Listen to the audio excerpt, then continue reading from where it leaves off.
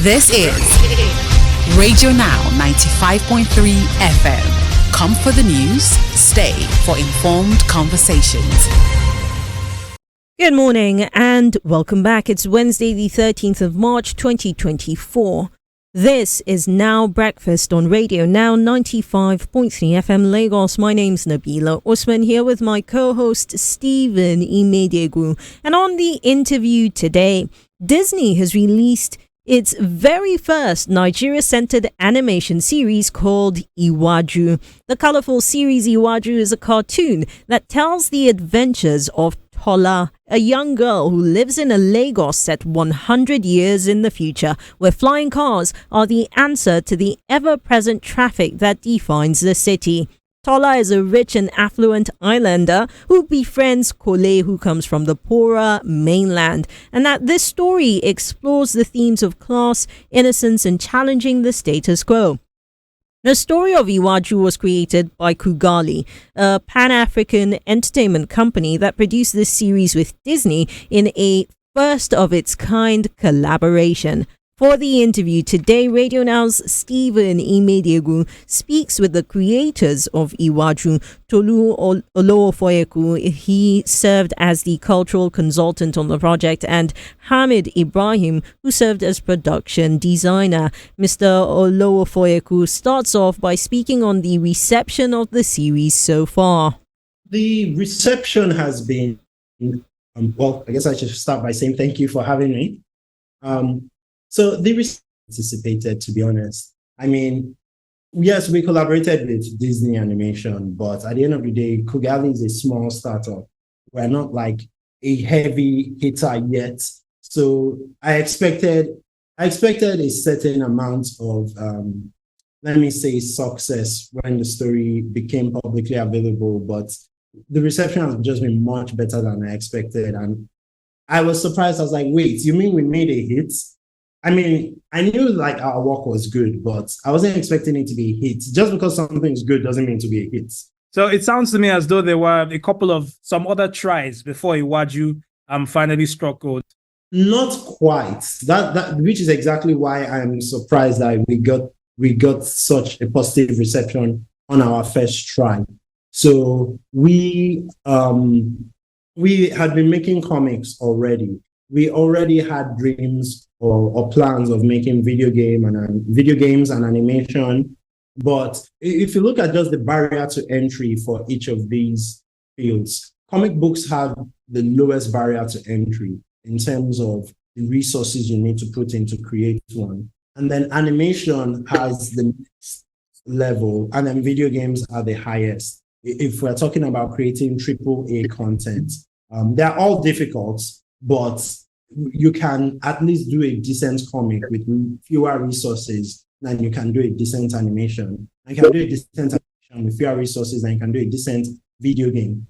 So we were expecting to do all these, and we already had a few comics out there, but we didn't think that our first major animation project would be at this level. We always intended to get to this level. That was always the plan. But it's positively surprising that our very first project is already at this level and is already a hit. Hey, All right. how you guys doing? We're doing Just well. hearing saying that I have to jump in, Tolu. I expect us to do it at this level this quickly. As Hamid Ibrahim. Well, I do like the confidence, Hamid. So let me come to you with this one. Nigerians trying to tell the world this story. What was the most difficult parts of the story to tell?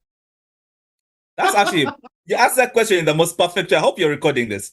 So Tolu is Nigerian, I'm Ugandan. So you can imagine I have an extra layer to also navigate.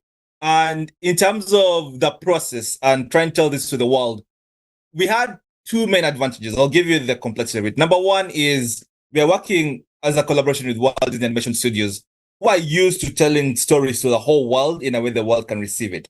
So there's a lot of experience and knowledge we are gaining from them as we're trying to tell this story and keep it authentic.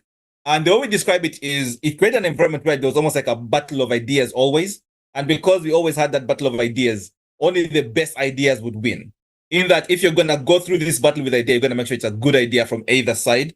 So while Disney Company is coming with the experience of 100 years of telling global stories, we are coming with the authenticity of African stories, and we tell an authentic global story. That's what emerged at the end of it.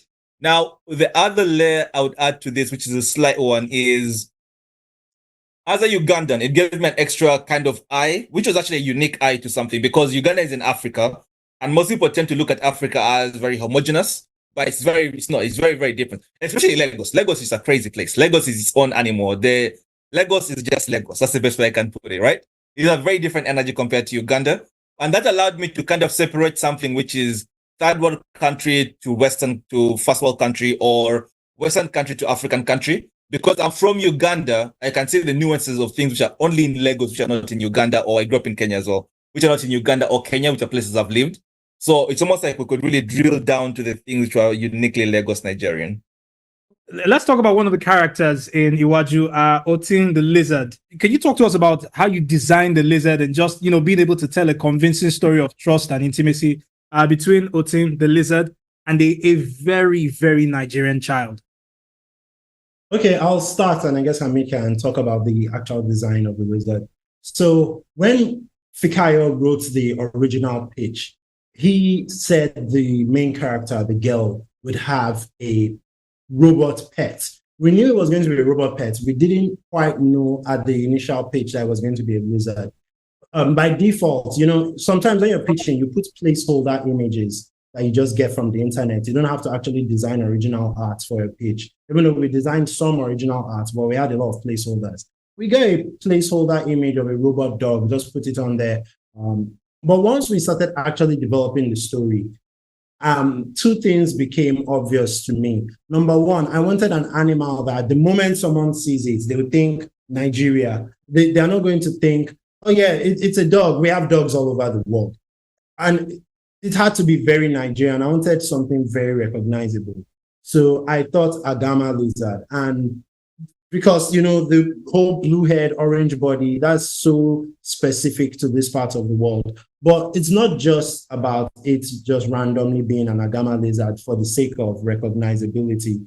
It's also tied very well into the story because we wanted something that could protect Tola while remaining hidden. It could follow her around and not draw too much attention. If you walk into a room and your dog walks in with you, it might raise an eyebrow sometimes, like, hey, why is that dog here? Take it out. But if you walk into a room and there just happens to be a random lizard on the wall, nobody is going to pay attention to it. There are random lizards everywhere. So it actually made sense for the story that it be a lizard. And then specifically to make sure it's recognizably Nigerian, not any lizard, we made sure it was an Agama lizard. I'd say you definitely you scored gold on that one because the Agama lizard is as Nigerian as dare I say it, Amala. Nobody should crucify me. So Hamid, as far as the design of the lizard is concerned, is there any other detail that you want to add? Because I would say that's the thing that stood out for me. But choosing that lizard as someone who is not Nigerian, was that something that you went, okay, this is as authentic gets? So I tend to work in a very segmented way, in a way where I trust my team to kind of do the thing, right? So with the Agama lizard, I remember, I think it was a lizard before it was an Agama lizard, right? When we went to an Agama lizard, I like the colors on that bit. But again, I did not want it to be something, I wanted it to stand up in its own feet. If somebody to see it, to be like, oh, I know that is from Iwaaju right away. And there's a characteristic we put in almost all our characters where the shapes they kind of hold and the patterns that are on them in this world is very important. So Otin, for example, that pattern and how it glows on his head, that was something that was very intentional because it's not something you'd see on I've not seen it yet, let's put it that way, in terms of an animal moving around with having it in that kind of way where it glows and it's kind of incognito. It's a flesh-based almost machine. In terms of character-wise, Otin exists in the world actually going in a deeper way. First of all, the Agama lizard we're using is the male Agama lizard's body, but the voice is female. That's intentional. That's because Tunde is so kind of like stuck. When somebody's stuck in one mode of thinking of his work, that the other things he kind of lets them fall to the side. That's an example of that.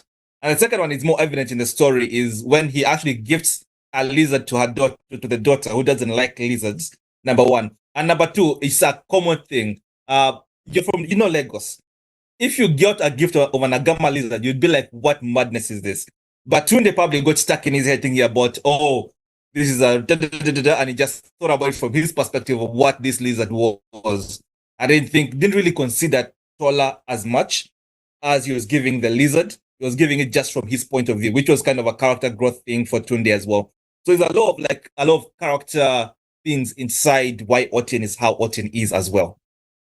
And then there was the hoodie, which that was. Oh yeah. The hoodie, that one there, it came out in a very fun way where I was trying to think of a unique way to do a robot lizard. And then I wanted to do an obvious thing first and an unobvious thing first. The obvious one was like, okay, maybe it has some tech that can show. If you notice Otin's eyes, if you come to close-ups, they're actually lenses that kind of expand and kind of contract. So that one is more of an obvious one. And then you have the glowing bit at the head. And then I wanted something else that would be a bit less obvious. At first, the whole Otin torso, because it's an R&D thing, was going to be completely robotic. And then the hoodie was there originally by Tunde to cover the robotic torso. But then when I was trying to find these hoodies, I really enjoyed how all the different, like the lizards were actually a thing with lizards with hoodies. And I remember that with sweaters. And I remember that even Marlon West at this point, he was like, when you first showed me the lizard, I was like, why the hell would somebody put a hoodie on a lizard? Then he did some research and he said people actually put hoodies on them. And the hoodie was just an extra thing to, again, we haven't seen it on TV as of yet. At least I haven't. So I was like, it's another thing that Otin can now own, that it's a lizard with a hoodie with a glowing thing on its head that can kick us. I think the lizard is probably the coolest character in this particular show. So, now, imagination is that's debatable. Well, so let's talk about the imagination part of this. It's a difficult thing to sell sometimes, especially when you're imagining a future based on your current realities. Tolu, do you think that the average Nigerian will watch Iwaaju and believe in the possibility of, a future where tech is accessible to every person?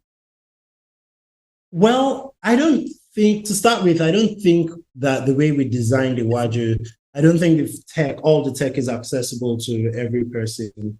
Hamid came up with these flexible screens as our own contribution to science fiction, in that if you look at many science fiction shows, you're going to see flying cars or lasers, but we wanted to add something new. We added these flexible screens where, imagine 100 years from now, screens have become so cheap, like they're like paper. Everybody, no matter how broke you are, you can easily afford paper. In Nigeria, people sell food and just take like newspapers and wrap up the suya or the akara and sell. So imagine if screens, first of all, the screens are flexible. They're like paper. They can literally fold, and they're all over the place. So if you look at the mainland, most of the trash you see on the floor in the mainland in our show is actually screens. And you see it creates a pop of color. But then all the umbrellas where people are hanging like their prize list or whatever, also flexible screens. And then because these screens are still glowing, you can use them as a source of light. So if you look at Kole's house, where he's in his house with his mom, some of the sources of light are not bulbs. They are literally they carry some screens, squeeze them together, put them in a paper bag or something, hang them up, source of light. So that kind of tech that's the cheap tech. It's very accessible to everybody. But the flying cars, that's expensive tech, only accessible to the richest people. So everybody else is still stuck in traffic. Only the richest people can afford a car that can fly. So there's still that difference. And then if you notice, Kole does not have lenses like Tunde and Tola, but you would never see Tola with a physical slab phone like this, because the only people in our world that are still using a phone that looks like this are the poorest people. Everyone else has moved on to lenses. So again, not that the tech is that, so lenses are not super accessible to everybody in our world. Very subtle. I like it. Hamid, now this particular storyline is set in the future, but as Africans in general, I think we can all agree that the societal ills that we face today are well represented in the future. Why is it that this is the case? I would say in this story specifically is because of the philosophy, how we wanted to approach it. in that you can create a future as okay. I could easily have created a sense. You can see my sleep is coming at me right now. Just for heads up, I just landed from Uganda today, and I'm also in Ramadan as well. So it's like a double whammy. That one refused to come. So in terms of more sci-fi, if you create a place and you make it an idealized future, you lose the soul of the place. It doesn't feel like the place anymore. And for this project specifically, the philosophical idea I was really wanting to pin the world building on is I wanted this to maintain the soul of Lagos, Nigeria. And because I wanted to do it in that way, the approach wasn't to, which is the usual approach, which is you look at the sci-fi elements and then you look at the real life place elements, Lagos, and then you try and match them together. That's usually the approach. But that approach, you can easily start diluting what's special about Lagos, what's unique, not special, what's unique about Lagos, right? Good or bad. The reason we have all the societal ills still there is because this world we built was meant to reflect the world as it was there, as it is today. So in other words, it's almost like a parallel future in a way versus a direct future. In that if we were building Iwaaju and this was 100 years ago, it would look like Lagos 100 path we decided to take. And that was purely to try and maintain the soul of Lagos as much as possible. Whereas we have people from Lagos watching it and it feels like they're in Lagos. It feels like the Lagos they know versus changing it into a futurized version of Lagos, which will be a little bit alien, a little bit different from what they know. Oh, well done, guys. So now, as far as this story is concerned, is there a way? I told you this. Let me come to you with this. Is there a way that we can paint a better picture of Nigeria through visual storytelling? Not to take anything away from the originality, but can we paint a better picture of Nigeria through visual storytelling? Oh, sure. We can definitely paint. We can paint whatever picture we want. That's the amazing thing about storytelling. You can paint whatever picture you want. So there are so many. We could literally do a story set in modern day, but then take out all the things all the negatives we see in real life Nigeria and just paint a very idealistic Nigeria. That is completely possible. Yeah, I want to expand on that a little bit. In that, I get where you're coming from in terms of if we can, and it's more, think of it more of, yes, we could. It's actually easier, if I'm being completely honest, to paint like a more glowing version of a place. But the difficult thing comes in on right now, as I'll show right now, people are already saying Black Panther, right? And we try to remove it, we try to maintain it as Lagos as possible, the soul of Lagos as possible. People in Lagos obviously see the difference, but a lot of people say Black Panther. And because there's very few examples of existing African sci-fi, most people only have one point of reference, which is Black Panther. And if we're going to paint, because Black Panther, that was the approach, right?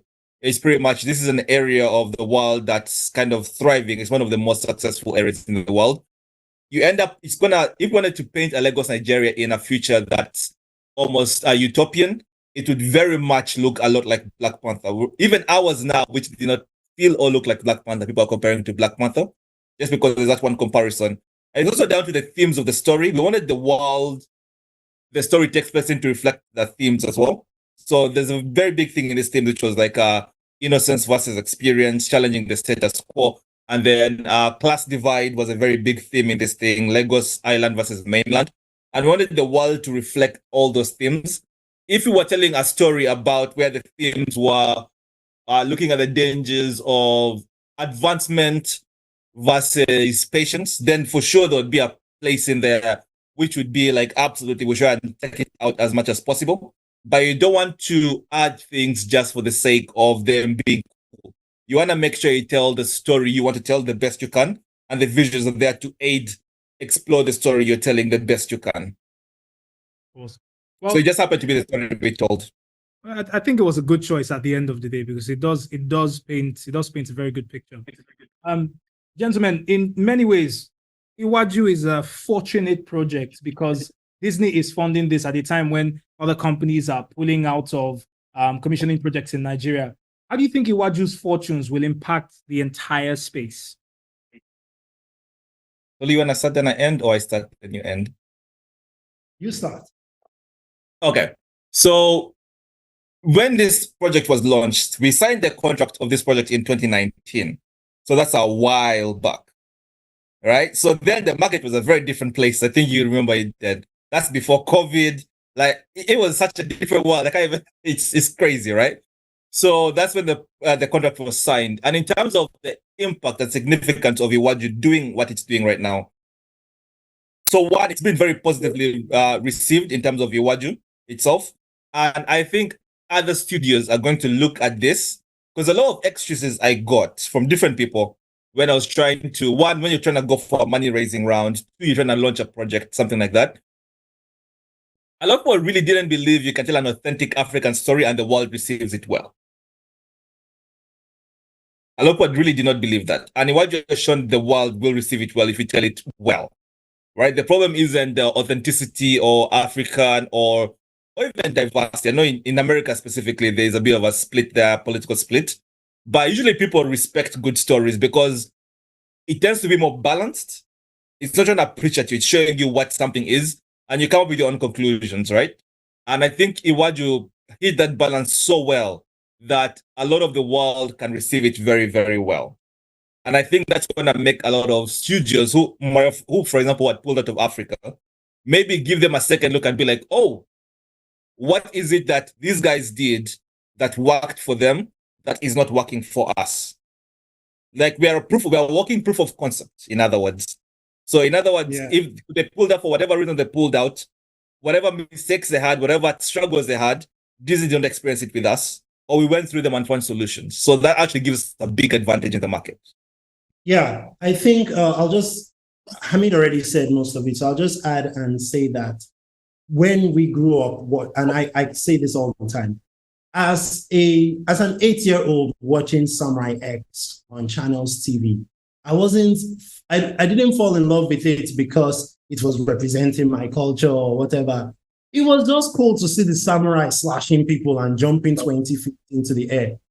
And you watch Godzilla, giant lizard breathing fire. Wow. Then you watch Voltron, giant robot fighting giant monsters. What do all of these have to do with Nigerian culture? Nothing. Did that stop the Nigerian boy from loving it? No. So in the same way, the world watches Dragon Ball. And then the same world watches, telenovelas from Spanish speaking countries. And then the world watches Bollywood movies. And most of the time, people watch this content in the original language. As Naruto is very big, One Piece, most of the people who watch those things watch it in Japanese. They don't bother to watch it in English. So in the same way, I don't think what we are doing is particularly groundbreaking in terms of nobody has ever told an authentic story before from their own part of the world. It's just for some reason, people have been afraid to take that approach in this side of the world, in Africa generally. And we have never been afraid to take that approach. So even before we got the opportunity to do Iwaaju, we had stories like Lake of Tears, set in Ghana. The artist is from Ghana, the writer is from Ghana. Mumu Juju, Nigeria, artist and writer, Nigerian, and there's Pidgin English in Mumu Juju. We've already been doing this in comics before we got the opportunity to do it in Iwaaju. So whatever we did had to feel authentic. And I remember, like, sometimes you might watch a Nollywood movie, and because they are aiming for the Netflix audience, they put things that are not Nigerian in a Nigerian setting because they want the rest of the world to be able to understand it. Tolu Olowofoyeku, who served as cultural consultant, and Hamid Ibrahim, who was production designer on the Disney Kugali series Iwaaju, speaking to Radio Now on The Interview. And that's today's conversation on Radio Now 95.3 FM Lagos. Now breakfast continues shortly. Stick around. This is Radio Now 95.3 FM. Come for the news, stay for informed conversations. This is Radio Now 95.3 FM. Come for the news, stay for informed conversations.